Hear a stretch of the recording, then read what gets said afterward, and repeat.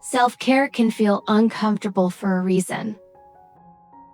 It is not only because it asks you to do hard things. It is also because it shows you things about yourself that you may not want to see. Many people think self-care is soft and relaxing. They imagine slow mornings, candles, tea, or a quiet walk in the sun. And yes, sometimes self-care can look like that. But very often, real self-care feels different. It feels quiet in a way that makes your thoughts louder. It feels like sitting alone and noticing something important. You start to see that your stress is not only from your job or your schedule or other people. Sometimes it also comes from how you treat yourself every day. This is why self-care can feel uncomfortable. Because when you stop distracting yourself, you start to see more clearly. And sometimes, seeing is harder than doing. Many people think they are bad at self-care. They think they are lazy or not disciplined. But that is not always true. Sometimes, self-care feels hard because it removes noise. It takes away distractions. It creates a quiet moment. And in that quiet moment, you meet yourself. Not the version you show to others. Not the version that says, "I'm fine." But the tired version. The anxious version. The version that always says yes. The version that is always busy. The version that knows how to work, but not always how to feel. That is why real self-care can feel very different from what we see online. It is not always calm at first. Sometimes it shows you the truth. Sometimes it helps you see that what you called being strong was just trying to survive. Sometimes it shows that what you called being productive was actually fear. And sometimes it shows that what you called being easygoing was just ignoring your own needs. That is the interesting thing about self-care. Many people think it means doing more for yourself, but often, it starts with seeing more of yourself. And seeing is not always easy. Imagine this. Tonight, you decide not to scroll your phone. You sit quietly for 10 minutes before sleeping. It sounds simple. But when you do it, your mind becomes noisy. You remember things you have been avoiding. You feel how tired you are. You notice that you have been busy all day without thinking. Suddenly, your phone looks very attractive again. Not because you are weak, but because distraction helps you avoid these feelings. Or maybe you try journaling. You think it will feel peaceful. But instead, you write something honest. I feel lonely. I feel tired. I don't know what I want. I keep saying I'm okay, but I'm not. This is also self-care. Not because it feels good, but because it is honest. And honesty is a kind of care. There is another reason why self-care feels difficult. It asks you to care for a future version of yourself. A calmer you. A healthier you. A less tired you. But this is not easy. Because we like things that feel good now. We understand today's comfort more than tomorrow's peace. We want results quickly. But self-care works slowly. You go to bed early, but the next morning feels the same. You say no to something, but you still feel guilty. You eat better, but you still feel heavy. You take a walk, but your mind is still busy. This is where many people stop. They think, if it works, why do I still feel like this? But self-care is not a quick reward. It is something you build over time. It is like saving energy for your future. Think about this. Every time you choose to take care of yourself, you are helping a future version of you. The person who will feel less tired because you chose to sleep. The person who will feel less stressed because you finished something important. The person who will trust themselves more because you respected your limits. At the beginning, you may not see the result. You may still feel tired or confused. But slowly, something is changing. You are building a new habit.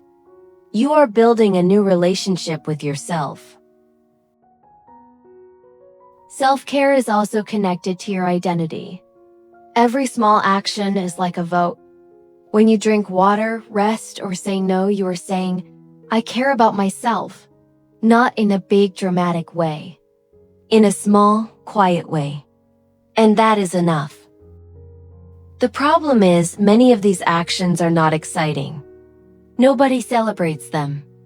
Nobody says good job when you go to bed early or leave a stressful conversation. But these are important moments. They are private.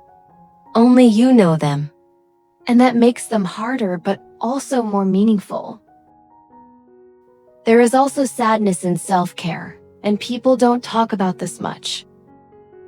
When you start caring for yourself, you may see your old habits more clearly. You may see how often you said yes when you wanted to say no. How often you pushed yourself too hard. How often you stayed in places that made you unhappy. This can feel painful, but it does not mean you are going backward.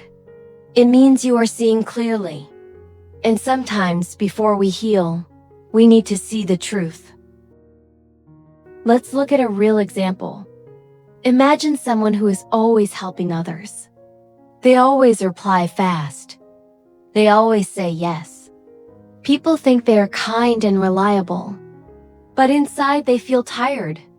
One day, they decide to set a boundary. They reply later. They say, I can't help this time. This sounds small, but it feels very big inside. They feel guilty. They feel worried. They think, will people still like me? The difficult part is not the action.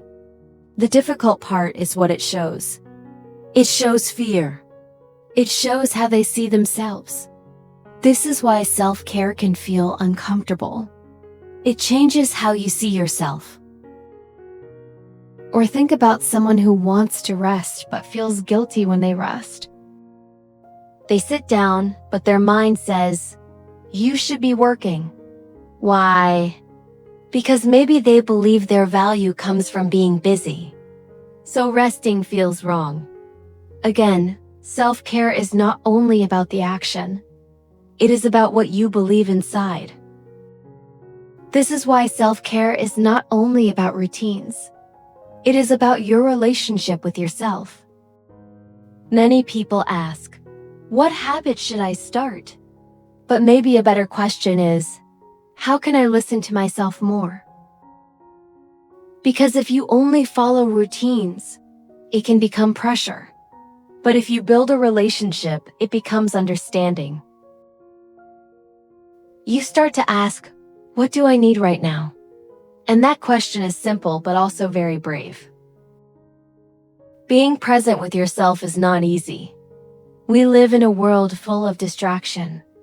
There is always something to watch, to read, to scroll. It is easy to avoid silence. But in silence, you can hear your real feelings. That is why small actions can feel powerful.